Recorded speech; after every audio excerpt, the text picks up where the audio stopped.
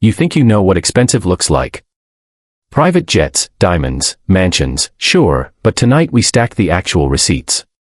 10 sales from this year that punched through ceilings, with the real reasons they did. Some prices were shouted from the rostrum, others moved quietly under NDAs, but the math leaves fingerprints. Ready to doubt number 1. Quick note on how we rank. When public hammer prices exist, we use them. When deals were private, we lean on broker ranges and industry norms. Fees, taxes, and refit budgets can tilt totals, so focus on order of magnitude, not pennies. Number 10, an ultra-aged whiskey cask, quietly moved to a collector who loves assets you can pour. Distilleries guard their oldest barrels, so supply is microscopic, quality is binary, provenance is everything. When a cask with impeccable records, yield forecasts, and bottling rights surfaces, bidding jumps from romance to spreadsheets. 7 figures for liquid still in wood shocks newcomers, but scarcity plus future bottle math makes the price rational. Also, nothing flexes at dinner like pouring history that once only the distillery could taste. Number 9, a grail watch, the kind of Patek Philippe grand complication that makes even billionaires whisper. Rarity here isn't just limited production, it's movement architecture, enamel fired by a named artisan, and a story. Condition is time travel, papers are provenance, and once a collector set decides a reference is sacred, prices levitate. 8 figures for a wristwatch sounds impossible until you pair it with museum-level craft that still keeps perfect time. Try finding another, you won't, and that's the multiplier. Number 8, match-worn greatness, the kind of championship jersey or boots that carried history across a finish line. Provenance is everything, photo matching, chain of custody, locker room labeling, and a moment you still remember where you were. When the narrative is perfect, deciding goal, final game, last dance, the estimate melts and the room bids with heart. 8 figures for fabric feels wild, but it isn't fabric, it's a ticket to own the story itself. Try ensuring the memory, that's why the premium lands here. Number 7, a coin that rewrote money before money rewrote it back, struck in tiny numbers and saved by luck. Condition scales value like a rocket, a single grade step can add zeros, and a pedigree multiplies it again. Central banks print trillions, but a flawless rarity with a clean census can bring 8 figures without blinking. It's history you can hold, and the market for it is global, relentless, and very online. One scratch lower, and you have the number, that's how sharp the knife edge is. Number 6, a vivid pink or blue diamond that photographs like candy and reads like a ledger. The 4 Cs matter, but hue and saturation rule, stones with electric color and no modifiers become events.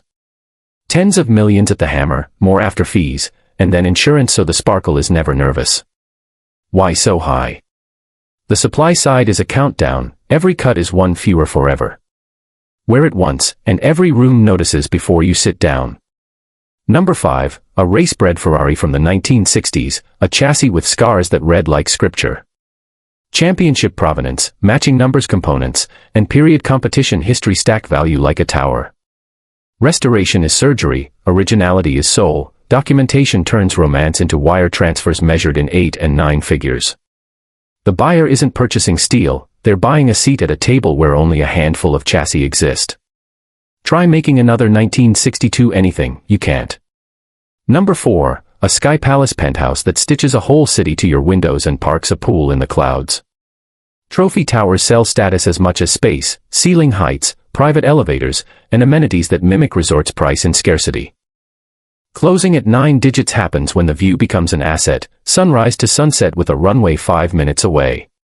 Developers count the add-ons too, staff quarters, security cores, and rights to a rooftop that stages a lifetime of parties. People don't buy height, they buy horizon.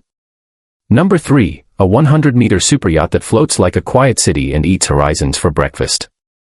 Diesel-electric heart, battery banks for silent nights, helipad forward, pool aft, and a beach club that opens 3 ways. Off-market trades ride NDAs, but when you include toys, crew, and a refit schedule, you're deep into 9 figures. The buyer isn't fleeing airlines, they're buying a frontier, anchoring off reefs at sunrise and continents by sunset. It's freedom priced like a company, and that's exactly how owners run them. Number 2, a museum-grade painting with a name that needs no surname, traded in a private room minutes from the auction. Condition, exhibition history, literature, and freshness to market can vault a canvas into 9 digits before the first bid lands. Why do the numbers scale so violently here?